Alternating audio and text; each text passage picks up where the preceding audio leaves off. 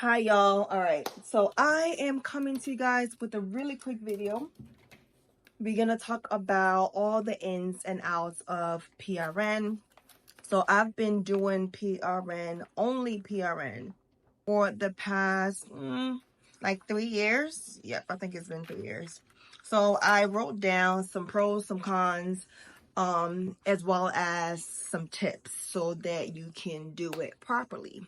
And then if you have any other questions after this video, just go ahead and leave it down below, and maybe I can answer those questions, or maybe I can do a part 2 to go into more details if that's needed.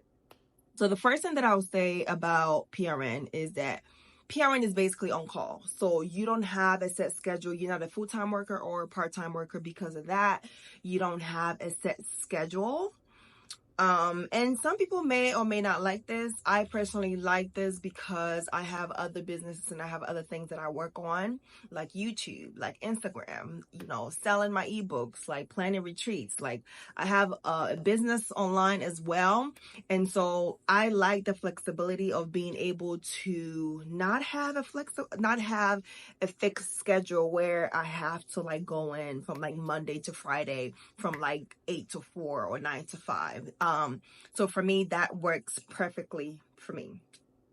I do get paid a lot more as a PRN worker than I did when I was a full-time or a part-time worker.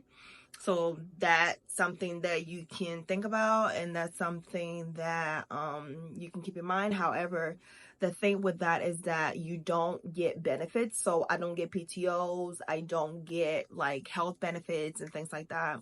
But you can definitely get your own and purchase your own healthcare. You can purchase your own, you can put your own money into a 401k, which I do that. And so there's definitely options if you're not getting benefits from your place of employment. Okay.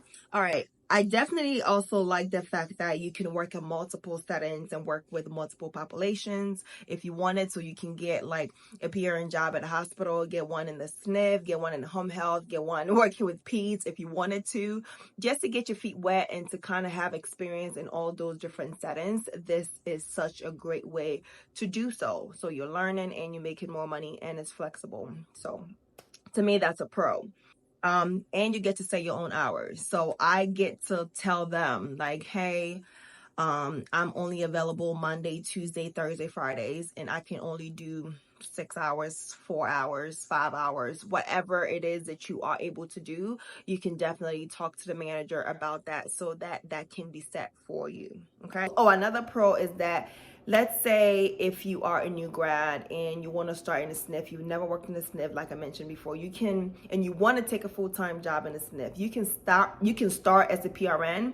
Just go in there, see how things are going, see if you like the building, see if you like the managers, the co-workers, and then you can move to a committed full-time position. So a lot of the PRN positions that I have, a lot of them have asked me to switch from PRN to full-time to work there.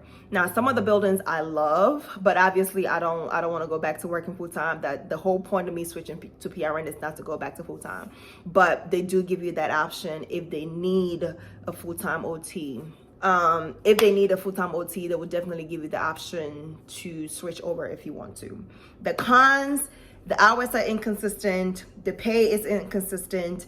You may or may not be able to build relationship with like your clients because you're not seeing them every day as you would if you were a full-time worker where you're seeing them every day. So that can be a con for people. Okay, now for the tips. Make sure that you apply to multiple jobs. So don't just apply for like one company. Make sure that you apply for different companies. That way you have more options, okay? Really learn how to communicate with the managers. Let them know what your needs are. Let them know when you're available. If you cannot make it, let's say if you schedule if you pick up a shift and you're not able to make it, make sure that you let them know a day before so that they can find coverage, okay? Because they're expecting you to come in, and if you can't do it, just communicate that with them as early as possible, okay?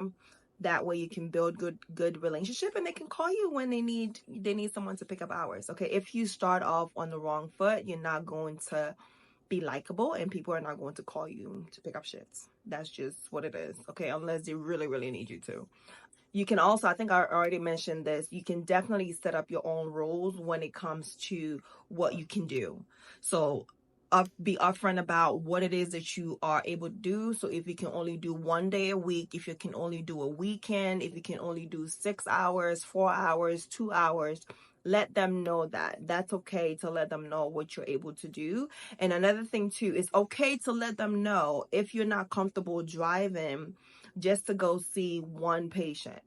Okay, nobody got time for that. I don't do that anymore. I used to do that when I first started, but now I'm very, very, very vocal about, if I'm driving to you, I need at least 5 hours. Okay, unless your building is closer to a building that I'm at and it's not going to be an inconvenience for me to just stop by and do one eval and see one patient, then fine.